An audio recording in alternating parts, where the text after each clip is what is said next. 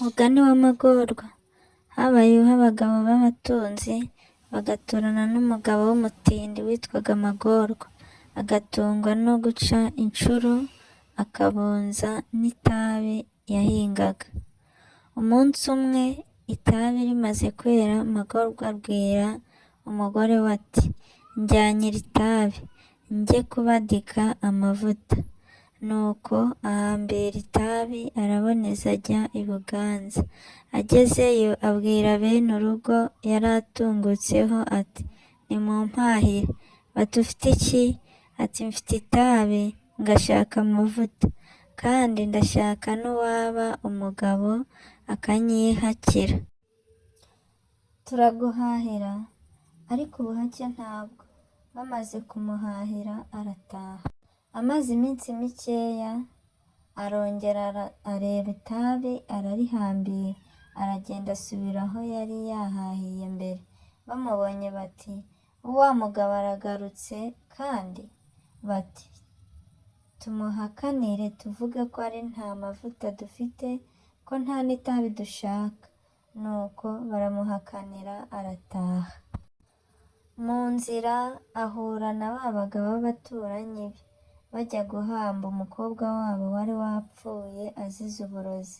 Baramubwira bati: "Twagize ibyago, twapfushije umuntu, duherekeze. Uzi ukuntu twabanye kera, kandi wenda twakubonera n'ubuhake." Bajya guhamba. Bageze mu ishyamba bacukura imva. Barangije umupfu bamuhamba babanjemo umugabo Magorwa. Imva barayisubiranya barataha. Bagenda bavuga bati: "Kaje kutwihomaho ntaho duhuriye, ibyako birashize." Bumaze kwira, umurozi waroze umukobwa wapfuye araza, ajya kuri ya mva arayitaburura, akuraho amabuye n'amahwa bari bahashyize. Umukobwa amukuramo, amushyira ahagaragara. Aramubwira ati: "Wabona twashyikirana? Mbwira icyatumaga unsuzugura. Nakwaka ikintu ukakinyima. Turabonanye ndebe uko ubigenza." Amaze kumutonganya ati: "Ngiye kugusubiza mu mva." Umukobwa aramwisaba ati: "Sinzasubirayo." Magorwa ubwo yari abumvaga yibereye mu mva.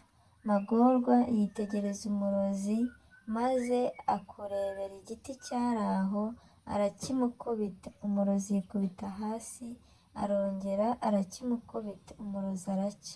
Nuko aramuterura amushyira muri ya mva arataha. Umukobwa amujyana iwe, aramwuhagira, aramukanda, nuko aramwondora.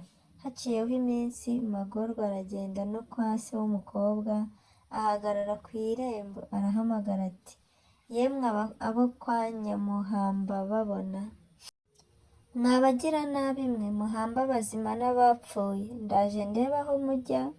Barumirwa. Nuko arangije kuvuga atyo aritahira. Amaze kabiri aragaruka, arababwira ati: "Yemwe abo kwa Nyamuhamba babona, muhamba abazima n'abapfuye, ngiye kubarega ibwami." Bati: "Wowe kagera umwami we, tugusabye imbabazi, ahubwo tukugurire maze uceceke utacisha umutwe." Bamuha inka n'inyana yayo.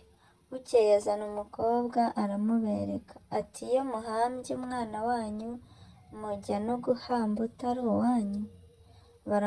Baramuhendahenda, bamuha ishyo ry'inka. Baramubwira bati: "Tuguhaye n'uwo mukobwa umurongore." Aranga ati: "Ndajya kubarega ibwami." Bati: "Tuguhaye n'umusozi, tukongeye n'izindi nka."